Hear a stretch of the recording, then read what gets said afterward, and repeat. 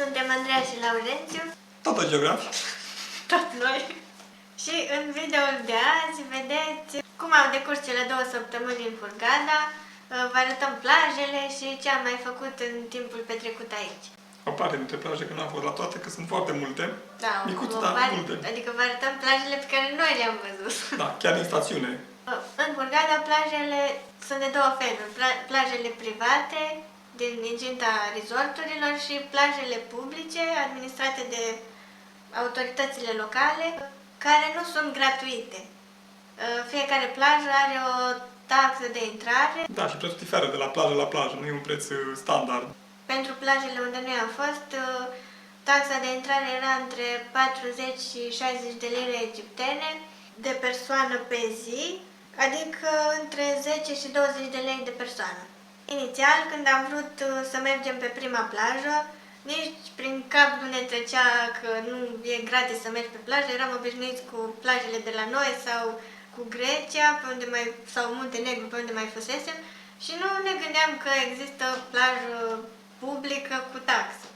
Prima dată am găsit plaja El Fairoz, așa se numea, și am vrut inițial doar să o vedem, să vedem dacă ne place și dacă vrem să venim în zilele următoare acolo. Și la intrare, bineînțeles, ni s-a cerut o taxă. Noi și eu mai ales, venită de la Giza și din Cairo, unde toată lumea voia să ia bani de pe noi și ne vedeau ca pe niște bancomate mergătoare, credeam că nu se percepe nicio taxă și că omul vrea să ne ia la mișto și să mai facă și el un bani de pe spatele nostru.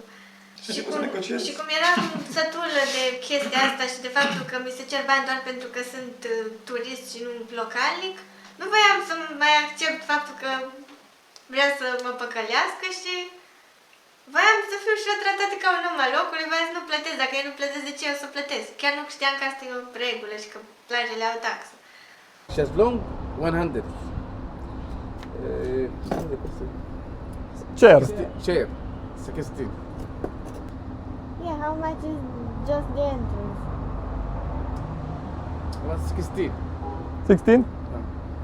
Per person. one person. Our guest said that it's 20 per person. I don't know. 116.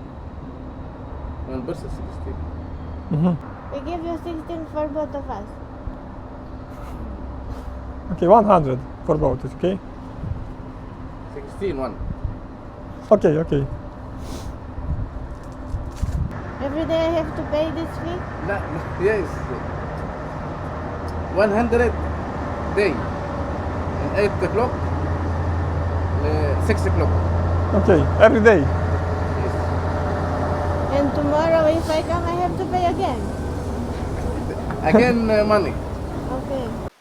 Noi voiam în ziua aia doar să intrăm pe plajă, nu aveam un plan neapărat să și stăm. I-am și spus omului că nu aveam nevoie de șezlong, voiam doar să văd cum arată plaja ca să știu dacă mai venim acolo. Omul săracul tot spunea că prețul e atât pentru cu șezlong, cu scaun, cu... nu prea înțelegeam eu exact unde bate, dar aveam mimica aia de om care vrea cumva să mă ia la mișto, da. Și când îl vedeam că el tot insistă cu taxa lui, am început să negociez. Am zis că poate pot să scot mai ieftin dacă tot nu se poate fără taxă. Da, taxa era 60 de lire de persoană. De persoană, da. Și ai încercat să scoți 60 de lire pentru ambele persoane. Da, încercam să... Thank you very much. Thank you. So up to 6 p.m. Yes.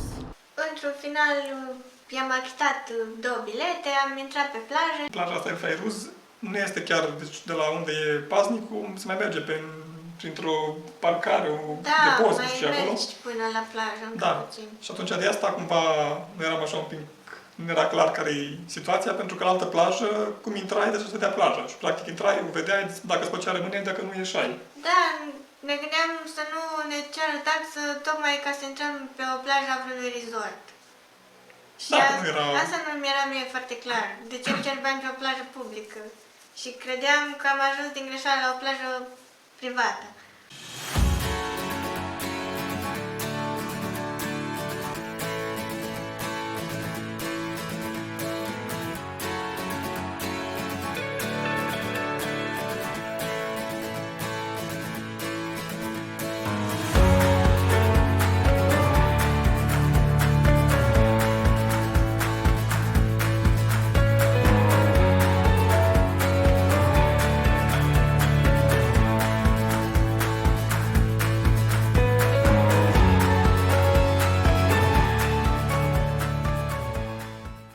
ce am văzut că aveam inclus și umbrelă și șezlonguri, mi-am dat seama că taxa e justificată și că plajele sunt curate și amenajate.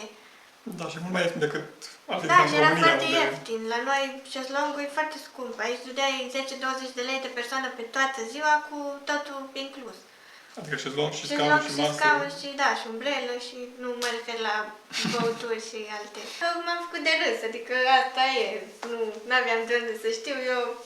Nu te-ai făcut de râs, ai negociat ceva ce nu se putea negocia. Că omul ne-a dat Da. bilet după care... Da, deci se dădea bilet, nu era așa pur și simplu o taxă pe care o inventase el și cum credeam eu. De aici toată confuzia și faptul că voiam să intru pe grație și după am negociat și omul săracul, ce zicea, nu mai cap de asta să intre sau să plece. Zilele următoare am încercat să vedem și alte plaje. Am mai văzut Family Beach din nordul stațiunii. Am mai văzut Orange Beach, care era la fel aproape de noi, în zona Sheraton. Cel mai apropiat de Sheraton Plaza, de blocul de apartamente, era El Sakia. Da, El Sakia era plaja cea mai apropiată de noi și plaja la care am fost cel mai des. Da, era curată, era destul de lină intrarea în apă. Da, cam toate plajele în Hurghada sunt curate și cu intrare lină. E ok și pentru copii, plajele sunt cu nisip. Mergeam cam o dată la 2 zile la plajă, vremea la sfârșit de noiembrie era perfectă, soarele nu ardea cu putere și apa era foarte bună. Și era prima dată când eram noi la mare, în timp ce la noi în țară era iarnă și era un sentiment fain. Să știi că ești la căldură când acasă e zăpadă.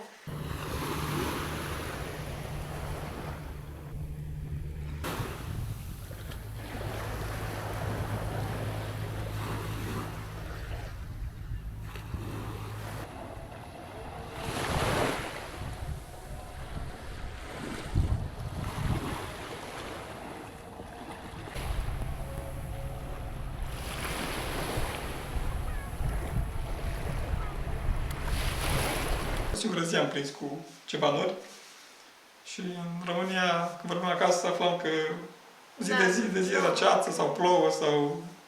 Pe plajele la care am fost, cred că Orange Beach arăta cea mai bine, în sensul că șezlongurile și mesele și tot era destul de curat, nou, doar că era puțin mai departe de noi și era cea mai aglomerată. Era aglomerată și pentru că era destul de Îngustă. îngustă, da. Da, plajele din stațiune sunt înguste toate, sunt micuțe, au garduri, de Da, partea și de nu- alta, nu simți cumva libertatea aia de a te plimba pe plajă dintr-o parte în alta Da. și... Dar nu e plajă așa cât vezi cu ochii, pentru că la un moment dat ele sunt separate de niște garduri, ca să se știe clar că asta e plaja resortului, asta e plaja publică, de aici mai vine o altă plajă publică și așa mai departe. Mâncarea era foarte ieftină în Hurghada și în Egipt în general. O masă la restaurant pentru amândoi, pentru noi, era cam 40 de lei. Asta în condițiile în care, da, mâncam și supă și felul 2, dar noi nu mâncăm carne. În Egipt erau foarte multe opțiuni pentru noi. Probabil că dacă cumperi fripturi și așa, costurile sunt mai mari. Mâncam pește și aici, și la restaurantele cu specific pescăresc, o masă ajungea tot cam pe la vreo 40-50 de lei pentru amândoi. Pe nota de plată ți se adaugă o taxă de serviciu, zic ei, taxă care nu e același lucru cu bacșișul. Bacșișul e altceva, se lasă pe lângă taxa de serviciu care ți se pune pe nota de plată. Da, taxa de serviciu e un fel de TVA, un fel de taxă adăugată Da, nici pentru... noi nu știam exact când... Da, am încercat să găsim pe internet informații, dar nici acolo nu era foarte clar dacă e TVA sau doar o taxă a guvernului pe serviciile turistice. Noi mergem la restaurant odată la 2-3 zile. În funcție de cum aveam timp, dacă eram plecați toată ziua, ajungeam și mergeam repede la restaurant să mâncăm pentru că nu mai aveam nici chef, nici timp să mai gătim. În alte zile când stăteam și lucram, ne mai și găteam, depinde cum ne simțeam în ziua respectivă. Aveam avantajul că supermarketul Gomla, care era cel mai ofertant din perspectiva produselor, era chiar la parterul blocului unde locuiam și atunci era suficient să ieșim din bloc să Da. facem cumpărăturile și... Comla era ca un fel de Oșan de la noi, aveai acolo absolut tot ce voiai, de la fructe, de toate, efectiv. Da, și aveau și prețuri cele mai bune. Eram fericiți pentru că găseam foarte multe fructe și erau mult mai gustoase decât la noi, papaya, curmale, Banane. mango, da, tot felul de fructe. Frecvent beam sucuri din trese de zahăr și de tamarind, era prima dată când le gustam și ne plăceau foarte mult. Eu de multe ori ieșeam și seara, după ora 6-7, că deja pe la ora 6 se cam înopta, dar atmosfera era foarte plăcută. Era un mix de localnici, de egipteni, care trăiau acolo zi de zi, cu turiști veniți din toată lumea și cu străini care locuiau acolo, practic, pe termen mai lung. Da, era foarte mare activitate seara în comparație cu ziua. Da, atunci era muzică, Da, muzică claxoane. pe străzi, toate restaurantele erau pline de turiști, oamenii dacă se nu era- plimbau. Da, era fain așa să te plimbi seara. Da, chiar când era sezon. Da, chiar dacă nu eram în sezon.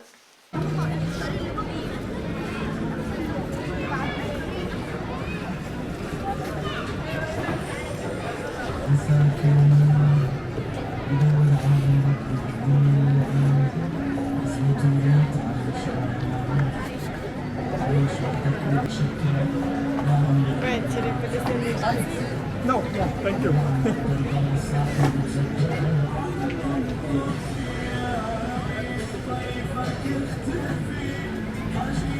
Da, pe ansamblu ne-a plăcut Hurghada, mergeam la plajă, lucram online, mâncam bine și ieftin, era plin de fructe. Ne obișnuisem deja cu mizeria de pe străzi. După zile petrecute în Cairo, în care am simțit că traficul și gălăgia și tot e prea mult, Hurghada era cumva o alegere relaxantă. Adică era gălăgie, era trafic, era aceeași atmosferă în care lumea încerca să te agaseze cumva cu produse, cu servicii pe care să le vândă, doar că era mult mai lent totul, era mai plăcut pentru noi. Și tocmai de asta am și stat 2 săptămâni în care ne-am simțit chiar bine. Da. Am avut o perioadă în care am îmbinat partea de, să zic așa, vacanță, relaxare cu partea de proiecte la care lucram și ne-am integrat cumva așa în societatea lor, în sensul că mergeam la cumpărături la piață, mâncam din restaurante locale, deci nu mergeam doar la restaurante neapărat frecventate de turiști și petreceam timp ieșind și seara în oraș sau mergând în zone mai puțin turistice. Oamenii din jurul blocului ne salutau, ne chemau la ceai, la Da, cafele. a început să se schimbe situația, nu mai tratau așa ca pe... Era și timpul campionatului mondial de fotbal și toată lumea se uita la meciuri acolo pe Da, terase. era- Ne chemau și pe noi să ne uităm.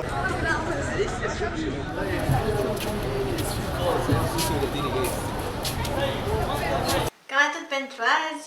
Ne vedem în următorul video când vă arătăm ce excursie am avut în Hurghada și cum am ajuns în deșert și pe mare. Da, pentru prima oară în deșert. Da. Pentru noi. Vă mulțumim că ați fost alături de noi și în acest video. Până data viitoare, toate cele bune și salutări!